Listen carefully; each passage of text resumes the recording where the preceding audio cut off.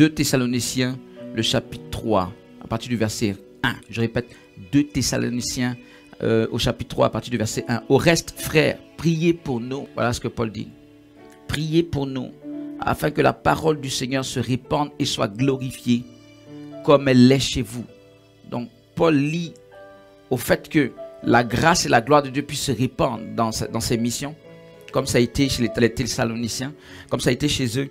Il lit donc ce déploiement, ça se répand, cette expansion à la prière d'intercession. Mais il ajoute, et afin que nous soyons délivrés des hommes méchants et pervers, car tous n'ont pas la foi. Les hommes méchants et pervers, ça, c'est l'aspect des œuvres des ténèbres dont il est en train de parler. La délivrance, lorsque nous sommes dans les missions pour Christ, la délivrance des œuvres des ténèbres qui se manifestent notamment à travers les hommes, les circonstances, les ceci et cela, la délivrance se fait par l'intercession. Paul est en train de dire que si vous ne priez pas, je vais me retrouver en confrontation avec des hommes pervers qui n'ont pas la foi. Mais en arrière-plan de ces hommes pervers, nous savons qu'il y a en réalité les mauvais esprits. Et il est en train, même s'il ne le décrit pas ainsi totalement, mais voilà, au verset 4, nous avons à votre égard cette confiance dans le Seigneur que vous faites et que vous ferez les choses que nous vous recommandons. Ça veut dire, il ne dit pas ça dans le vide, il dit faites-le. Parce que il est en train de dire que même s'il est Paul, avec l'onction qu'il a, il peut se retrouver confronté, bloqué, si vous voulez, par des entités qui passent à travers les hommes, qui passent à travers les circonstances, qui vont l'empêcher d'aller de l'avant par rapport à cette progression de l'évangile, par rapport à ce ministère, par rapport à cette grâce. Cela ne veut pas dire qu'il n'a pas l'onction. Paul n'était pas en train de dire non, je n'ai pas l'onction, j'ai peur, j'ai ceci. Non.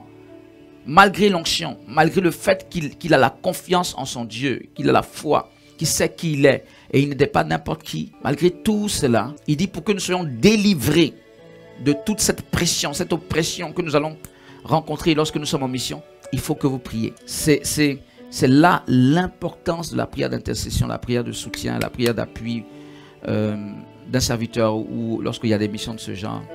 Et en toute chose. C'est pour vous dire, c'est l'importance de la prière comme en backup.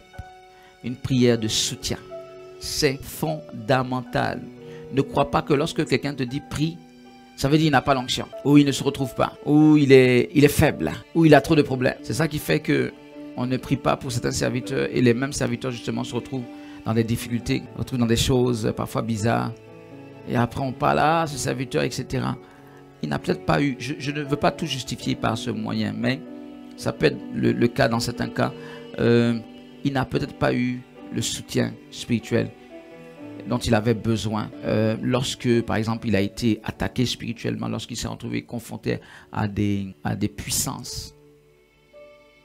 L'œuvre de Dieu est difficile. Ce n'est pas une question de titre, d'avantage que je vais avoir d'abord. C'est pas comme un travail, tu dis, oh, je vais avoir une voiture de service, je cherche comment ça s'appelle, les meilleurs avantages. Et c'est là, je prends c'est ce que je cherche. C'est pas ça l'œuvre de Dieu. Il a dit que celui qui veut me suivre se charge de sa croix et me suive. En se rappelant que c'est lui-même le premier à porter sa croix. L'œuvre de Dieu est difficile. Et dans le contexte même de ce verset, c'est ça. C'est une histoire de le suivre. Quelqu'un veut le suivre. Il voit que Jésus fait des miracles. Ah, je veux te suivre. Dans ce élan des choses que tu vois, Jésus a voulu lui préciser une chose importante. D'abord, sache que les renards ont des tanières, les oiseaux du ciel ont des nids, mais le Fils de l'homme n'a pas un endroit où reposer sa tête, n'a pas un lieu où reposer sa tête. C'est pour dire, enfin, on l'accueille avec ça.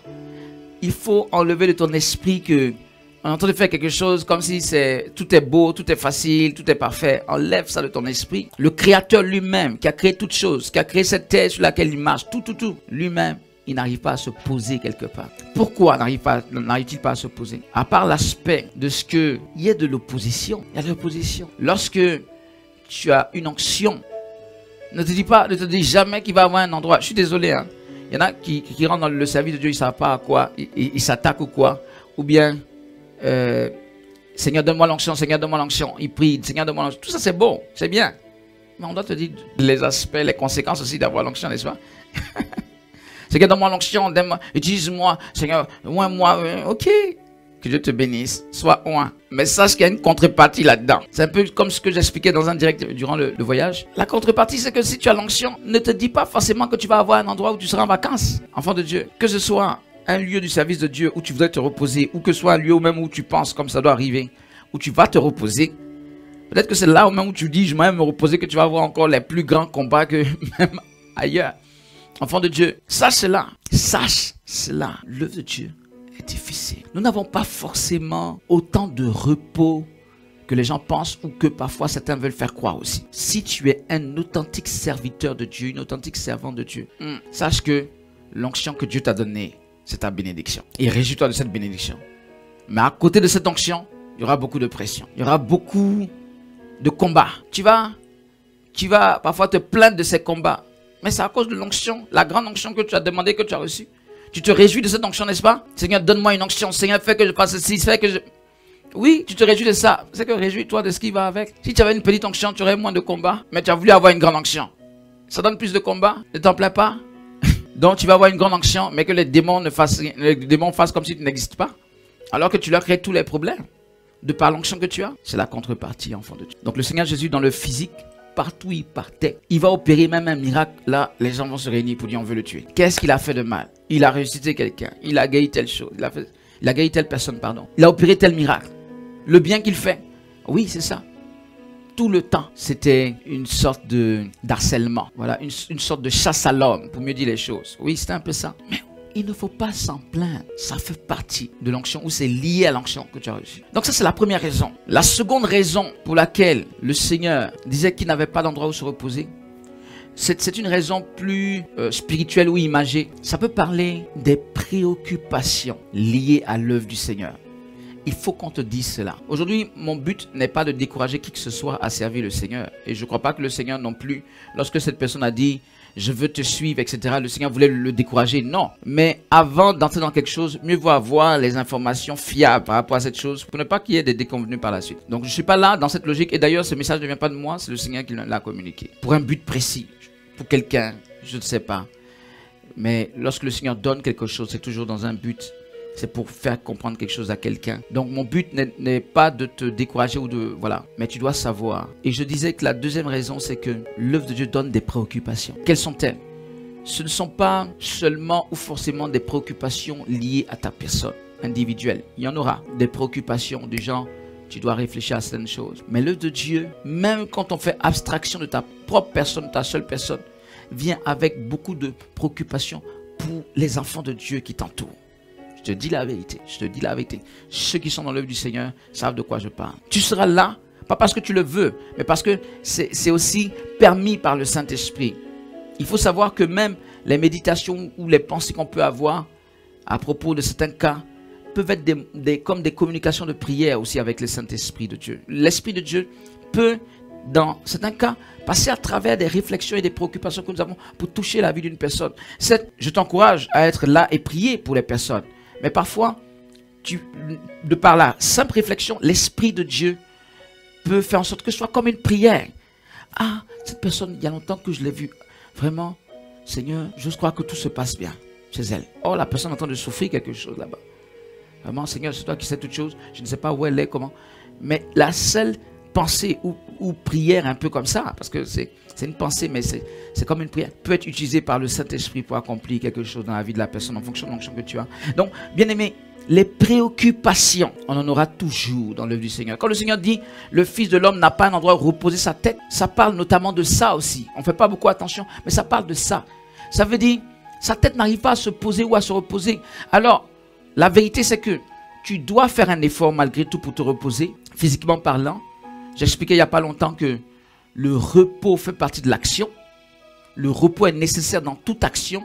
Et surtout une action qui se veut perdurant dans le temps. Il faut le repos. Il faut un repos régulier.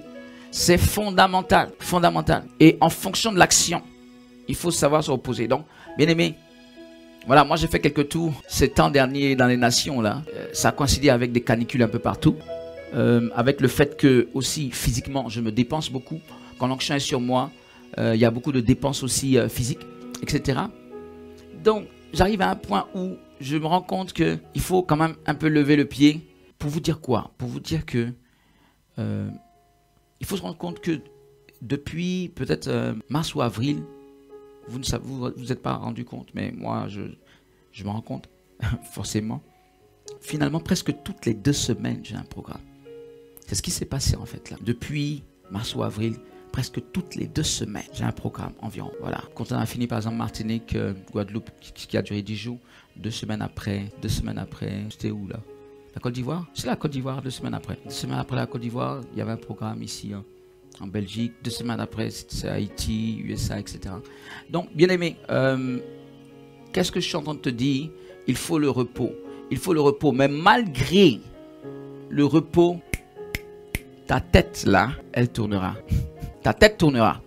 Si tu es impliqué dans l'œuvre du Seigneur à un certain degré, c'est pourquoi souvent les gens disent dynamique, dynamique, dynamique. Bien aimé, ce n'est pas une question de dynamique, c'est une question de Saint-Esprit. Moi, j'exhorte toutes les personnes dans la dynamique à avoir des temps. Pas tout le temps, chaque mois, je me repose bien, chaque semaine. Du genre, chaque mois, j'ai 2 semaines de repos. Non, je dis pas ce que je dis. Mais j'encourage les gens de la dynamique à se reposer. Mais il faut savoir une chose, quand tu es lié au Saint-Esprit de Dieu, quand tu es engagé dans l'œuvre du Seigneur, ta tête va tourner tout le temps par le Saint-Esprit. Même quand tu reposeras ton corps, même quand tu iras reposer ton corps. Il pourra arriver des moments où tu ne penses à rien qui concerne l'œuvre du Seigneur, etc. Mais ça reviendra au galop très rapidement. Donc, quand le Seigneur Jésus dit, le Fils de l'homme n'a pas un endroit où reposer sa tête, il parle de ça aussi. Il parle de ça. Terminons. Le 3e point que le Seigneur évoque, qui est peut-être l'un des plus évidents, quand il dit il n'a pas un endroit où reposer sa tête, bon, j'ai omis celui qui est le plus simple, hein. Je n'ai pas parlé de celui qui est le plus simple, c'est-à-dire, ça c'est le plus simple qu'on comprend immédiatement. Ça veut dire il se déplaçait de lieu en lieu, il n'avait même pas d'endroit d'habitation fixe. Ça, je crois que de prime abord, lorsqu'on lit ce passage, c'est ce qu'on comprend immédiatement. Je n'ai pas évoqué ça parce que ça semble être évident. Amen. Voilà, il est en train de dire qu'il se déplace beaucoup pour les questions de l'œuvre du Seigneur. Et que avoir une sorte de stabilité dans un endroit, c'est pas si facile pour lui. Mais j'ai attaqué les choses sous les autres angles parce que nous ne sommes pas tous appelés dans l'œuvre du Seigneur à bouger partout comme le Seigneur. Et malgré tout, même si tu es toujours dans un même endroit, ce que le Seigneur a dit va s'appliquer à toi. C'est ce pourquoi j'ai attaqué les autres points. Il ne faut pas croire que automatiquement, par ce verset, Dieu nous dit, nous tous, et je n'empêche personne de bouger naturellement, mais je te dis la vérité, il ne faut pas se dire, l'œuvre de Dieu, c'est que je parcours les nations. Bien aimé, parcourir les nations, hein, c'est difficile. Voilà. Peut-être que dans un endroit, quelque part, tu es à l'aise, hein, mais va dans d'autres endroits, tu vas voir si tu vas toujours avoir ce, entre guillemets, ce même confort.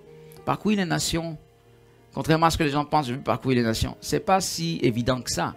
Tu es toujours confronté à des réalités nouvelles, toujours, auxquelles il faut pouvoir t'adapter. Il faut pouvoir cerner, comprendre rapidement ce qui se passe. Ce que je veux dire en clair, c'est pas parce que tu es respecté quelque part que tu seras respecté ici. Donc, parcourir les nations, c'est pas, comme beaucoup pensent, un bon temps de vacances. C'est plus difficile qu'on ne le croit. Et lorsque les choses spirituelles s'y ajoutent, ça veut dire les confrontations de chaque réalité spirituelle d'endroit, c'est pas de la blague. Mais bref, donc je n'ai pas évoqué donc cette question de déplacement physique que le Seigneur aussi voulait traduire à travers ce passage. Mais il y a d'autres aspects, ce sont les autres aspects dont nous parlons. Le dernier aspect pour lequel je parle en ce moment, c'est la question de disponibilité. La Bible dit souvent que quand le Seigneur était là avec ses disciples, les gens venaient, ils n'arrivaient même pas parfois à manger, ils n'arrivaient pas à dormir. Donc ce n'est même pas une histoire d'endroit en tant que tel, mais face à l'affluence des demandes, face à l'affluence ou l'afflux des sollicitations. Oui, les sollicitations dans l'œuvre du Seigneur, ça ne finira pas. Quand tu as fini de prier pour quelqu'un, j'ai déjà opéré un miracle là. Sache que ce n'est pas un seul cas qui va venir, c'est peut-être 2 ou 3 autres cas qui vont s'ajouter. Quand tu pries pour un cas, il y a 2 ou 3 autres cas qui viennent. Ça ne finit pas. Celui qui dit, je vais faire l'œuvre de Dieu sans se préoccuper des problèmes qui sont autour de toi, des problèmes des personnes, c'est que tu ne fais pas l'œuvre de Dieu. Tu fais ton œuvre. Tu fais ton œuvre. Il y a beaucoup de gens. Tu vas venir les voir. Ah, ma fille, ok, ça, Dieu va faire. Ils se débarrassent des problèmes des gens comme ça. Mais ils disent qu'ils sont serviteurs de Dieu. Parce que tout le monde sait que le fardeau que tu prends là, ça devient ton fardeau. Ce n'est pas une partie de plaisir en tant que tel. On se réjouit quand le miracle a lieu. Mais avant le miracle, il y a tout un travail de prière, de prise en charge. Le Fils de l'homme n'a pas d'endroit où poser sa tête. C'est ça. Jésus, autant que ses disciples, devait faire un effort pour être disponible. Mais vous savez, l'homme est limité. L'homme est limité. Moi, par exemple, je souhaiterais être là pour tout le monde. Mais remarque, quand tu te déplaces comme ça arrive ces temps derniers, tu rencontres d'autres réalités là-bas auxquelles les gens ne pensent pas. Tu as d'autres situations. Souvent même, c'est les questions de décalage horaire. Quand j'étais dernièrement soit au Texas, bien, quelqu'un m'envoie un message. Pour lui, il est 14 heures. Mais pour moi, il est 7 heures du matin, par exemple. C'est-à-dire, parfois, il est 6 heures ou il est 5 heures. Mais la personne veut que tu répondes à son message. Alors que peut-être tu t'es levé pour commencer à prier. Lui, c'est normal, il a peut-être prié le matin. Toi, tu ne l'as pas encore fait. Donc, bien aimé, nous, la disponibilité, ce n'est pas de l'amusement, ce n'est pas de la blague. Bien aimé, l'œuvre du Seigneur n'est pas facile. Mais nous en avons une grande joie. Nous avons un glorieux bonheur à faire l'œuvre de Dieu, malgré toute difficulté liée à cela. Et à la fin de ce partage, je voudrais dire, dans l'autorité du nom de Jésus, que le Seigneur soutienne ses serviteurs et ses servantes. Au nom puissant de Jésus de Nazareth. Parce que malgré tout, ce n'est pas appelé à être comme un fardeau insurmontable pour nous. Ce n'est pas ce à quoi le Seigneur nous appelle. Lorsqu'il parle de Dieu, il ne nous dit pas d'expérimenter en permanence quelque chose qui va comme venir être trop lourd pour toi. Que le Seigneur soutienne, fasse grâce, agisse dans la vie de ses serviteurs et de ses servantes. Oui, ceci étant, malgré tout ce qui a été dit, qui ne pourra pas être changé, qui ne sera pas changé, mais nous aurons malgré tout, donc, malgré ces choses, le soutien puissant du Seigneur, qui fera que ça sera supportable, ou même mieux, nous aurons la victoire dans toutes ces questions. Nous pourrons à la fois subir ou sentir une pression, mais paradoxalement, ne pas la sentir autant parce que quelqu'un est avec nous pour repousser ces choses et les gérer quelque part à notre place. Ce quelqu'un, c'est le Seigneur Dieu. Que le Seigneur te fasse grâce. Toi qui veux servir le Seigneur, toi qui sers déjà le Seigneur, toi qui es dans le service de Dieu et qui te retrouve peut-être bloqué dans certaines choses, que le Seigneur te fasse grâce. Que le Seigneur nous fasse tous grâce. Au nom de Jésus de Nazareth. Que le Seigneur restaure ses serviteurs et ses servantes. Et que nous ne voyons pas comme une sorte de malédiction, une sorte de problème. Ce dont le Seigneur a parlé à travers ce verset. Ça fait partie inhérente de l'œuvre de Dieu. Que le Seigneur nous accorde l'intelligence spirituelle, la manière parfois même d'organiser notre temps, la gestion de notre temps. Que le Seigneur nous accorde quand il le faut le repos. Que le Seigneur nous donne les moyens physiques, les moyens spirituels, les moyens matériels de pouvoir au mieux faire son œuvre. Alléluia. Que la grâce de Dieu soit répandue sur toute la dynamique de réveil. Que la grâce de Dieu soit répandue sur tous les serviteurs et servantes dans cette dynamique de réveil. Je pourrais même dire tous, mais nous savons qu'il y a aussi des pasteurs, des servantes de Dieu dans cette dynamique, prophétesses. Il y en a beaucoup, même que, on ne dira pas chaque jour, mais il y en a qui en sont suscités, on va dire assez régulièrement, quoique je trouve que ça n'est pas si vite, mais je suis serviteur du Seigneur, je suis soumis à son rythme. Mais la dynamique, par la grâce de Dieu, suscite des serviteurs, ou le Seigneur suscite des serviteurs dans la dynamique, au travers de la dynamique. Nous bénissons Dieu pour ça. C'est aussi un signe de réveil. Donc nous souhaitons qu'il y en ait beaucoup plus par la grâce de Dieu. Mais laissons le Seigneur conduire toutes choses. Que le Seigneur fortifie tous ses serviteurs et servantes dans l'autorité du nom de Jésus. Que Dieu vous bénisse. Que la grâce et la paix du Seigneur soient sur nous tous. Enfants de Dieu, le réveil est là. Voilà. Donc sur ce point, je l'ai dit, finalement, je pensais arrêter 30 minutes avant. C'est devenu comme 15 minutes. Que Dieu nous bénisse tous. Le réveil est là. Retrouvez l'intégralité de ce message et d'autres messages du prophète Élisée Kouakou sur Facebook et YouTube. Ce programme vous a été proposé par la Dynamique de Réveil des Nations. C'est un mouvement d'hommes et de femmes de par le monde qui aspire et travaille à amener le réveil de la fin des temps à manifestation dans les nations afin de préparer l'Église au retour de notre Seigneur Jésus-Christ. Si vous voulez être connecté à une onction de réveil qui va bouleverser votre vie, nous vous invitons à prier 40 minutes chaque jour selon le découpage suivant. Point numéro 0, action de grâce. Chant d'action de grâce au Seigneur, parler en langue. Point numéro 1, combat spirituellement pour toi-même. Chasse toute mauvaise influence de l'ennemi loin de ta vie au nom de Jésus. Point numéro 2, invite la présence du Saint-Esprit sur ta vie. Demande à ce que l'onction de réveil spirituel te remplisse et t'utilise pour la gloire du Seigneur. Point numéro 3, prie pour un réveil spirituel dans ta vie et dans ton entourage. Point numéro 4, combat spirituellement pour la dynamique de réveil et le réveil des nations. Lève-toi contre toute opposition spirituelle à la dynamique de réveil et au réveil des nations d'une manière générale. Point numéro 5, prie pour le réveil dans la dynamique et dans les nations à travers elles. Demande à ce que l'onction de réveil soit dans la vie de tous les partenaires de réveil et qu'au travers de tous les partenaires de réveil, cette onction se déploie dans les nations pour le réveil spirituel. Point numéro 6, prie pour les dirigeants, pour un flot de réveil également sur ta vie. Demande à ce que les responsables de la dynamique soient puissamment utilisés pour conduire le peuple de Dieu dans le réveil. Enfin, point numéro 7, prophétise que le réveil est là. Sous la conduite du Saint-Esprit, prophétise que le réveil est là dans ta propre vie, dans la vie des membres de ta famille, dans la vie de ceux qui t'entourent, dans l'Église, dans ta nation, dans la dynamique de réveil, etc. Si vous voulez devenir membre de la dynamique de réveil, nous vous invitons à contacter un des numéros